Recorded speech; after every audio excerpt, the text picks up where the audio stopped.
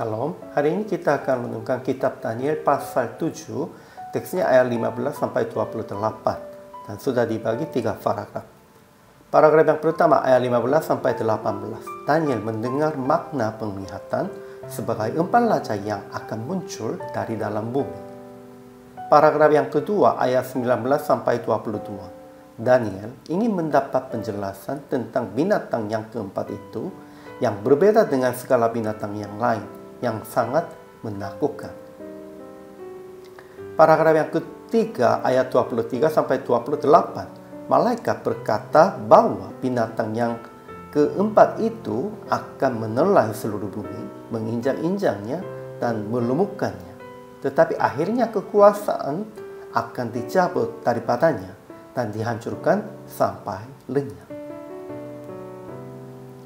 Kesimpulan hari ini, Daniel gelisah karena penglihatan itu dan bertanya kepada salah seorang dari mereka yang berdiri di depan tahta. Menurut dia, 4 binatang ialah 4 raja yang akan muncul dari dalam bumi, dan binatang keempat itu sangat kuat dan dahsyat.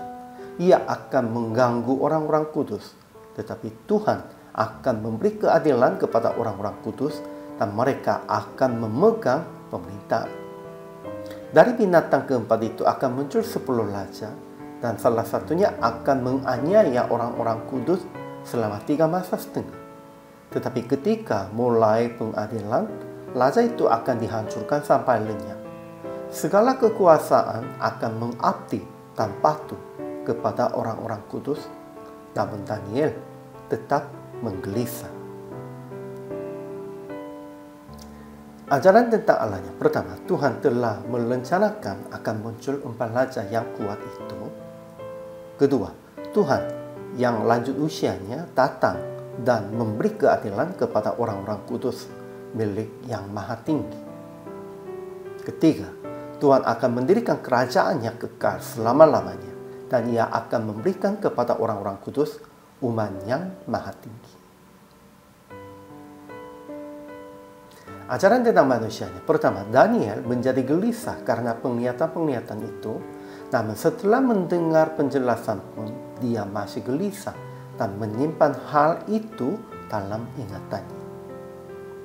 Kedua, salah seorang dari mereka yang berdiri di depan tahta menjelaskan semua maknanya penglihatan itu. Ketiga, mereka, raja-raja dunia, kelihatannya kuat dan menakutkan orang. Mereka akan menganiaya orang-orang kudus dan menentang Allah. Tetapi akhirnya dimusnahkan dan dihancurkan sampai lenyap. Keempat, orang-orang kudus, umat yang maha tinggi, akan dianiaya oleh raja keempat, tetapi akan memegang pemerintahan yang kekal. Sehingga aplikasi hari ini. Pertama, jangan bimbang sekalipun kelihatannya pemerintahan yang jahat berkuasa. Percaya bahwa mereka akan dilenyapkan dalam pemerintahan yang maha tinggi. Itulah rencana Tuhan. Kedua, jangan merasa aneh sekalipun orang-orang percaya yang tahu rancangan Tuhan itu tetap gelisah dan merasa takut. Memang Daniel pun tetap gelisah begitu, tetapi usaha akan saling menguatkan hati dalam penjelasan rancangan Tuhan. Ya, sendirinya bisa gelisah, tetapi karena kita semuanya sudah tahu, saling menguatkan hati dalam menjelaskan rancangan Tuhan. Ketiga, usaha akan menahan diri dan mengatasi semua tantangan yang datang karena percaya Yesus dengan kuasa Tuhan.